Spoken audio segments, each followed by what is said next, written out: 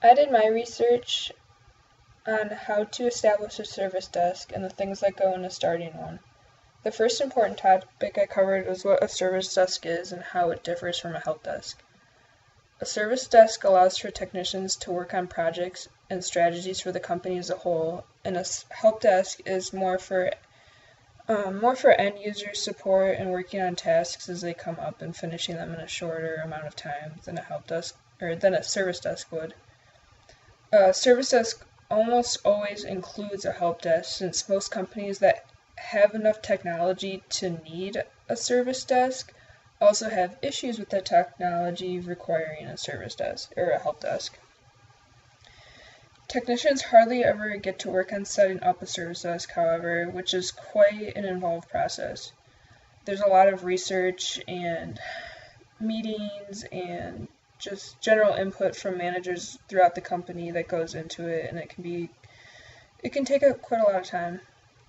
Most classes I've had have discussed how to work on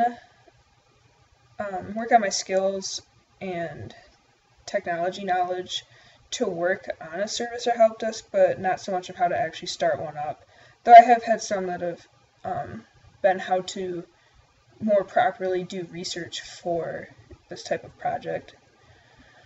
So first of all, there's an entire foundation, a set of rules for a service desk known as ITIL, or Information Technology Infrastructure Library, and then ITIL Foundation, that creates documents, or it helps a company create documents for themselves that list the proper ways to develop and execute tasks and services offered by the IT department and the service desk and help desk and just everybody involved, really, and how for end users to utilize things being offered by the service desk.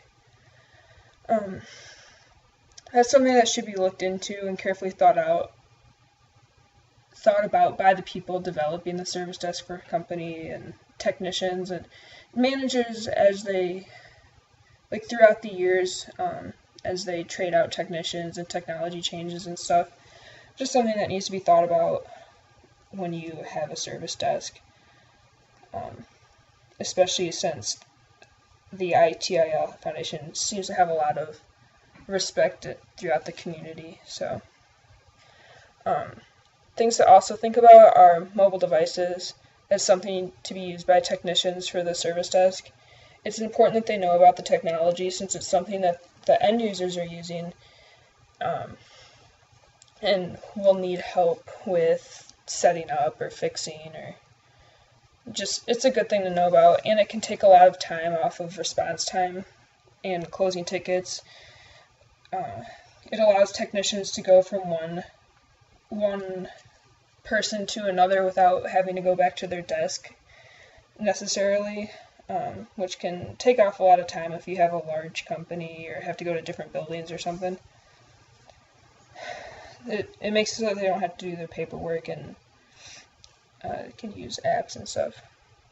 Supplying staff with mobile devices could take up quite a lot of resources. It could be quite a lot of money, and especially if it goes company-wide, like every user in the company gets a mobile device, it can take up a lot of time to set those up. Most companies, you have to pull the MAC addresses off of them and serial numbers and set them up to be on the Wi-Fi and stuff, so that can be quite time-consuming. Companies just need to think about how much is going into their technology, and that's something that is done through the service desk. It also needs to be thought about how much is going into it initially for the startup. Software alone for service desk can cost, it can be quite expensive. Some of it is a one-time fee, and then you have to pay for upgrades, and that could be a few thousand, maybe even up to 10,000. Some of it's month-to-month billing, around $300 a month or something. So it can be a lot, especially initially if it's that type of software that's being used. And also buying hardware, servers and stuff, if that's how they're going about it. and higher internet speeds if they're going to be using cloud-based and internet-based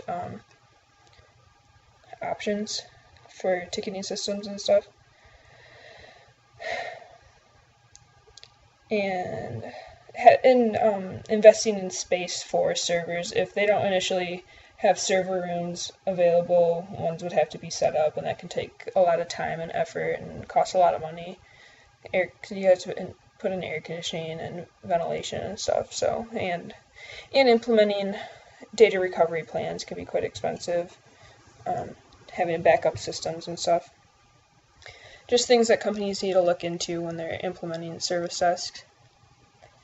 And then I compared 3 different types of software solutions for a service desk. This was hard as most of my research brought up purely help desk software and ticketing solutions. But service desk software is out there, and it's actually really cool. Most of them have mobility available, which is great if they're trying to use mobile devices. It allows it just the mobile side to be done seamlessly without having to think about it in the future. Or develop something further down the road. It's already there for you. There also seems to have been a lot of graphs and charts in the ones I looked up, and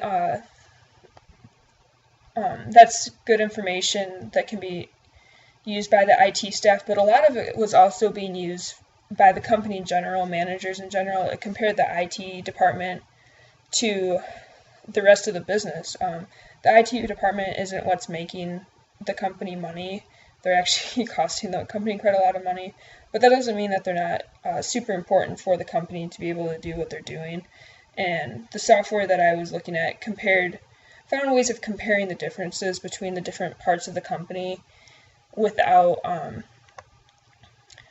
using monetary means of comparison, and that information is super useful, especially to managers who are trying to figure out if the IT department is performing as it should be or if it needs to be changed somehow. Other things I looked at were ways to provide support, or ways that the support service desk can provide support, and what it's capable of doing, which is different for every company, of course. The types of support, which is mostly talking about different phone and email options. Looked at a lot at Outlook and Cisco, and different ways a queue could be run, such as if it's going to be something that there's a certain order of technicians, like technician 1, technician 2, technician 3, and those people are in the queue, or if it's going to be who's ever not answered a call for the longest amount of time. Just things like that. Who answers emails, how those are sorted.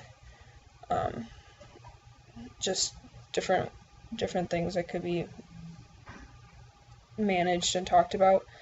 Project scheduling, some different software options for how to manage schedules. It can be a broad topic, and you don't necessarily have to have a software option for that, but which I discussed as well. So yeah, merging with different organizations, how 2 different companies' service desks can work together to provide end user experience to provide a better experience for end users, for users from either company.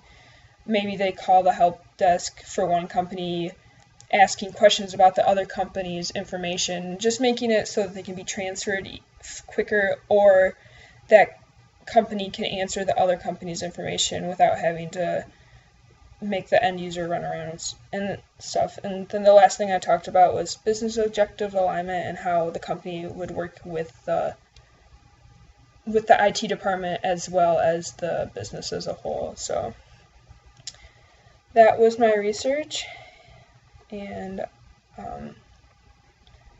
you can ask me any questions you would like. Thank you.